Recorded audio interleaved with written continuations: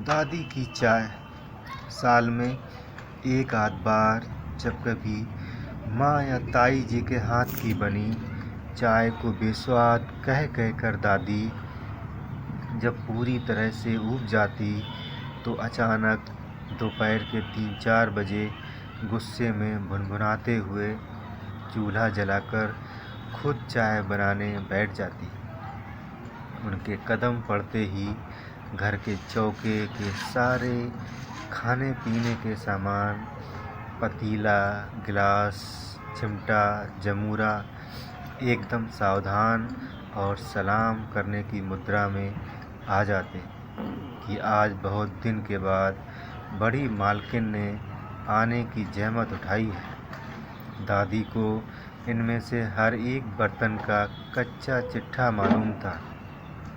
कुछ मज़दूर किस्म के बर्तन जो पड़ोसियों के यहाँ सामान ले जाते थे, पर नज़र रखने के लिए तो उनकी बड़ी मालकिन ने उनके हाथों पर नाम तक गुदवा दिए थे ताकि पड़ोसी के घर जाकर कामचोर की तरह कुछ ज़्यादा ही देर आराम करने न बैठ जाए तो पहचान कर घसीट के लाने में ज़्यादा दिक्कत ना हो।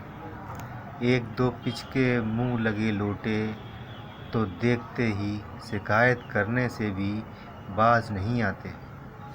देखते ही बोल पड़ते, देखो बड़ी मालकिन, किस तरह तुम्हारी छोटी बहू ने परसों हाथ से गिरा दिया है, कमर टूट गई है।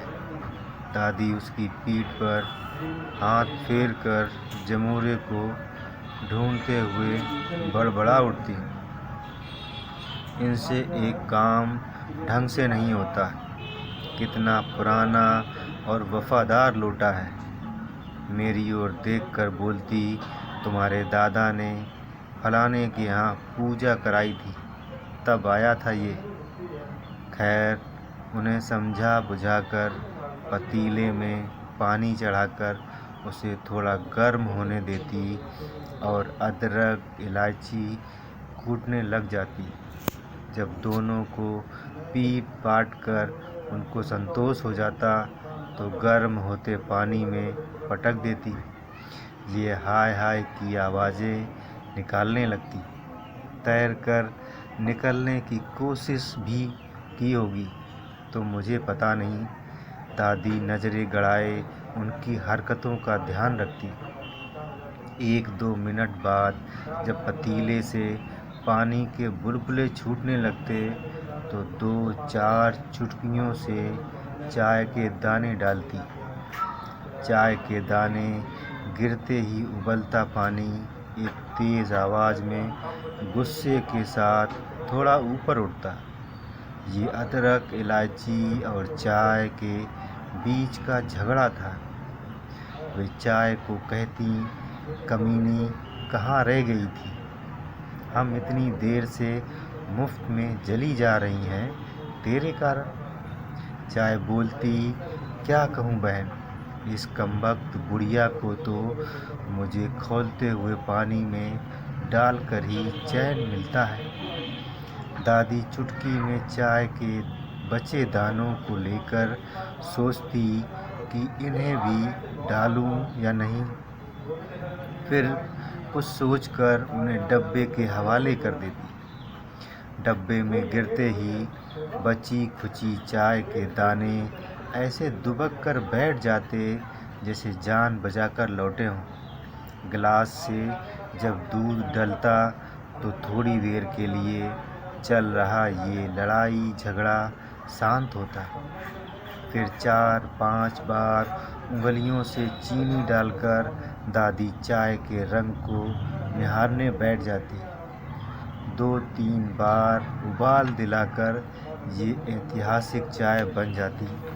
दादी और बच्चे अपना अपना गिलास पकड़कर फूंक मारकर जब चाय सुड़कते तो उसकी गर्माहट, सुगंध और मिठास सचमुच कुछ अलग ही होती थी। चाय को मुंह तक ले जाते वक्त दादी की कनिष्ठा उंगली गिलास छोड़कर धीरे धीरे हवा में न जाने क्यों ऊंचे उठने लगती थी। शायद कहती हो ऐसे बनाई जाती है चाय। फिर अचानक एक दिन गौर किया कि गिलास से पानी पीते वक्त मैं भी उस मुद्रा दोष का शिकार हो चुका हूँ। और तो और मेरी बेटी, जिसे अपनी परदादी को देखने का कभी सौभाग्य प्राप्त नहीं हुआ, वो भी उनकी इस अनोखी जन्मजात विरासत के साथ पैदा हुई है। उसके दोस्त तो मजाक में अक्सर कहते हैं, देखो जोल खाच्छे, एक बार देखबे एकटा छोटो एंटेना उठबे। देखो ये पानी पी रही है, अब एक छोटी एंटीना सर उठाएगी। दादी उसकी उंगलियों में भी कहीं छुपी बैठी है शायद। कभी अपने फ्लैट में आज भी जब चाय बनाता हूँ तो ठीक उसी क्रम के अनुसार यंत्रवत चाय बनती है। इसमें बदलाव की कोई गुंजाइश नहीं है। धर्मपत्नी ने कई बार टोका कि आप एक साथ सब कुछ क्यों नहीं डाल देते। मेरे पास इसका कोई जवाब नहीं होता। दादी से भला कौन पंगा ले, पता नहीं आकाश से देख रही हो, बात ना मानता देख फिर बड़बड़ाने लगे।